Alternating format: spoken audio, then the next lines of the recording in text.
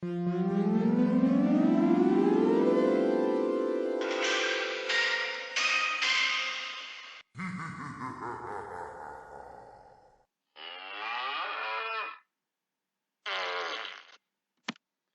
the news this week, the storm of the century blankets the northeast of America in snow.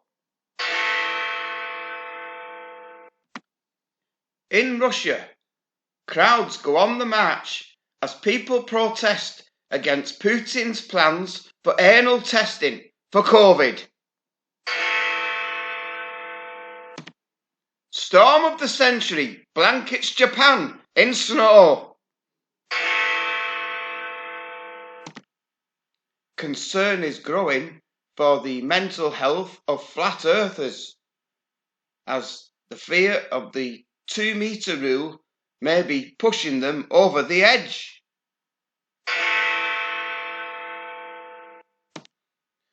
Storm of the century hits the UK, blanketing large areas in snow.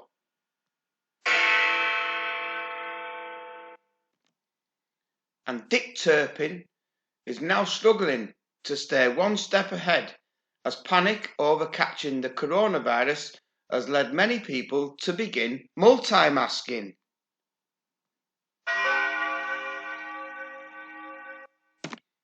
Hello, I'm Nostradamus, and this is 4Days News.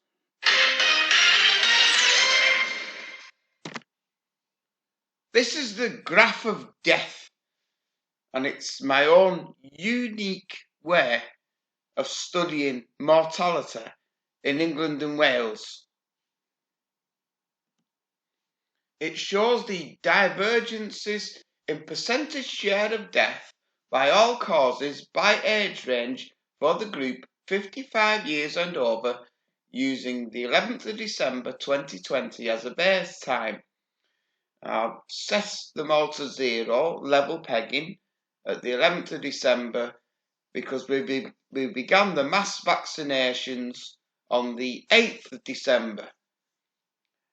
And they started with the very old and infirm first, and now they've practically done 95% of the over 80s, and now they're focusing on the lower age groups, so the 60s, 70s to 80s, and then when they've vaccinated them, they'll move down to the 60s to 70s. You know what I mean. What I'm doing is comparing each age band against each other week by week to see how they're faring against one another. The aim of this is to see if we can glean any insights into the effectiveness or defectiveness of the jabs that they're giving everybody. And I'm absolutely amazed at how perfectly the graphs have continued on since last week.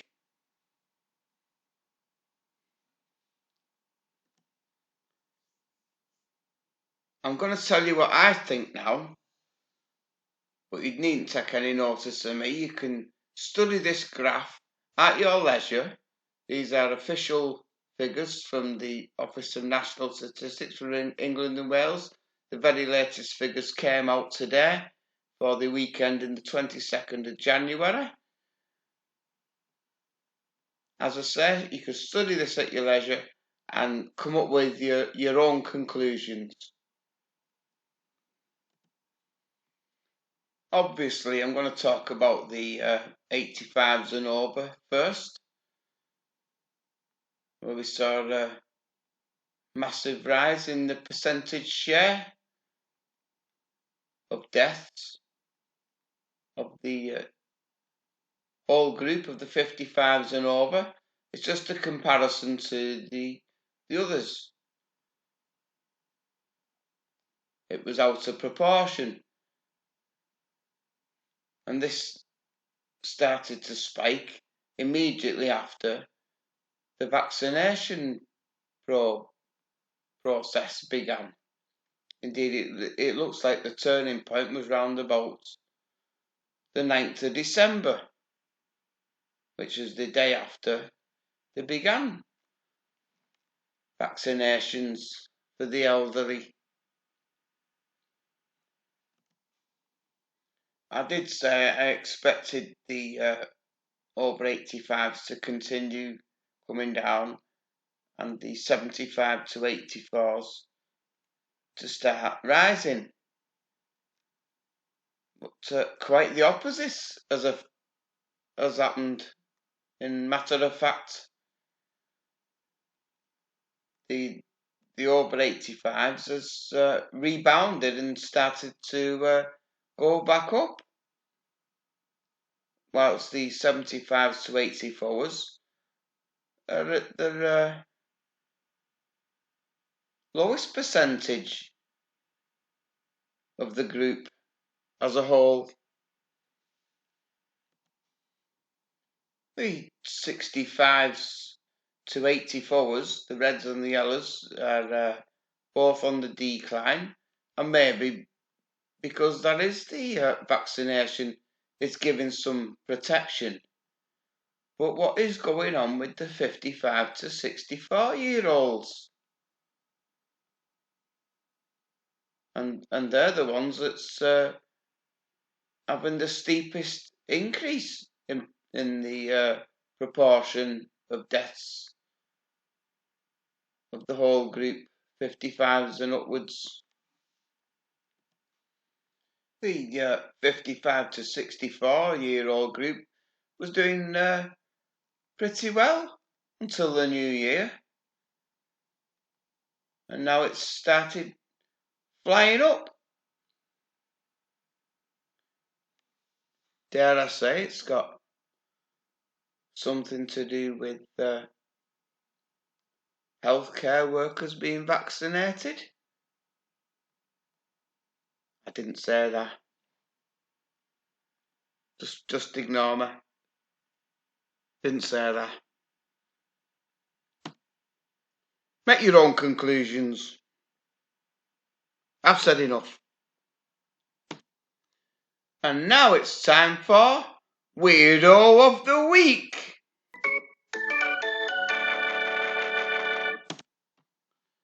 Why do they sell lager in 4-packs and not packs of 5? Because I go out and I buy a 4-pack of lager, and then I drink them all, and I always think to myself, oh, I wish I had just one more. Oh well, it's me boring methane report. We dropped another 2.1 parts per billion since last week. So we're here now. We was here last year. Look at the patterns. Going off actual figures, we're just 8.7 parts per billion higher than where we were 12 months ago at this time. If it wasn't for that methane burst in northeastern Canada a few weeks ago, this graph would have just carried on going downwards. But luckily I caught it just in time on Windy before they censored it and wiped it off. Here's my comparison this year on last year. Regular viewers, you'll know the score.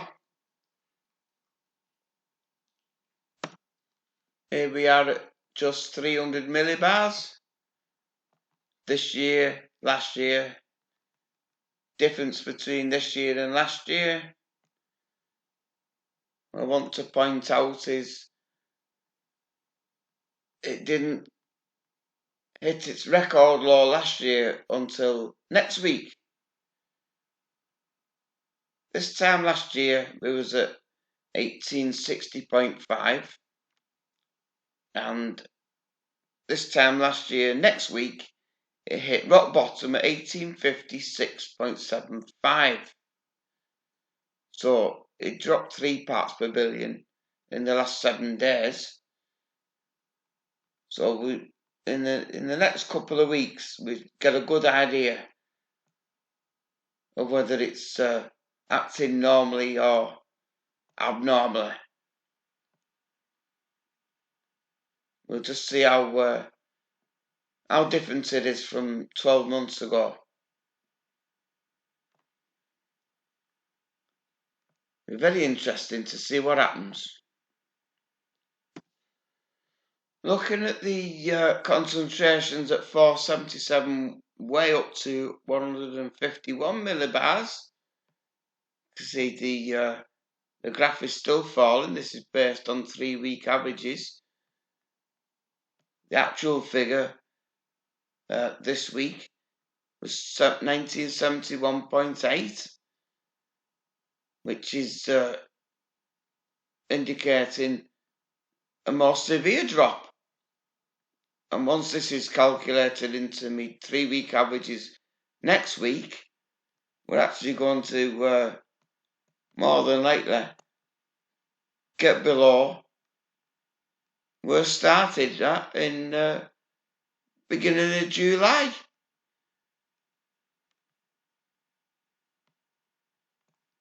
So we're going to have lower concentrations of methane high up in the atmosphere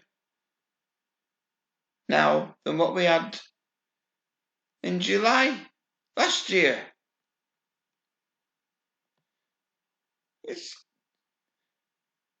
What's going on? There's something going on, and it ain't natural.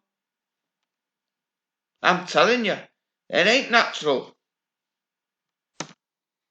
Here's me November 2020 to November 2021 projection analysis chart.